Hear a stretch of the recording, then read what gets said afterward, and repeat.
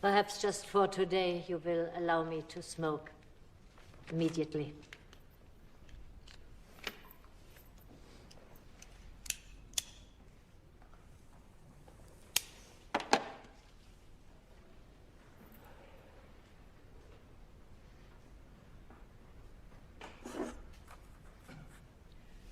When the New Yorker sent me to report on the trial of Adolf Eichmann, I assumed that the courtroom had only one interest: to fulfill the demands of justice.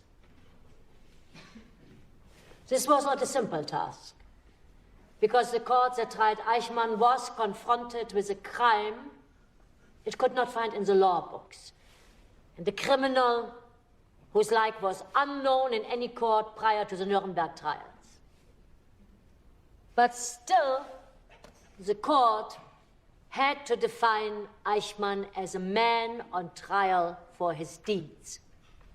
There was no system on trial, no history, no ism, not even anti-Semitism, but only a person. The trouble with a Nazi criminal like Eichmann was that he insisted on renouncing all personal qualities, as if there was nobody left to be either punished or forgiven. He protested time and again, contrary to the prosecution's assertions, that he had never done anything out of his own initiative, that he had no intentions whatsoever, good or bad, that he had only obeyed orders.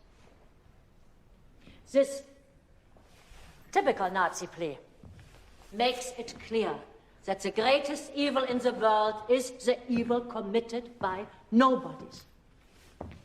Evil committed by men without motive, without convictions, without wicked hearts or demonic wills, by human beings who refuse to be persons. And it is this phenomenon that I have called the banality of evil. Miss Arendt, you're avoiding the most important part of the controversy. You claimed that less Jews would have died if their leaders hadn't cooperated. This issue came up in the trial, I reported on it, and I had to clarify the role of those Jewish leaders who participated directly in Eichmann's activities. You blamed the Jewish people for their own destruction. I never blamed the Jewish people. Resistance was impossible. But perhaps there is something in between resistance and cooperation. And only in that sense do I say that maybe some of the Jewish leaders might have behaved differently.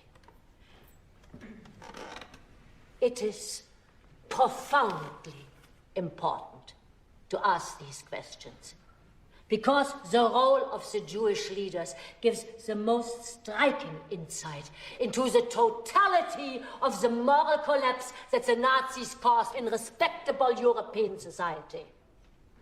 And not only in Germany, but in almost all countries. Not only among the persecutors, but also among the victims. Yes? The persecution was aimed at the Jews. Why do you describe Eichmann's offenses as crimes against humanity? Because Jews are human. The very status the Nazis tried to deny them. A crime against them is, by definition, a crime against humanity. I am, of course, as you know, a Jew. And I've been attacked for being a self-hating Jew who defends Nazis and scorns her own people. This is not an argument. That is a character assassination. I wrote no defense of Eichmann, but I did try to reconcile the shocking mediocrity of the man with his staggering deeds. Trying to understand is not the same as forgiveness. I see it as my responsibility to understand. It is the responsibility of anyone who dares to put pen to paper on this subject. Since Socrates and Plato, we usually call thinking to be engaged in that silent dialogue between me and myself. In refusing to be a person, Eichmann utterly surrendered that single most defining human quality, that of being able to think.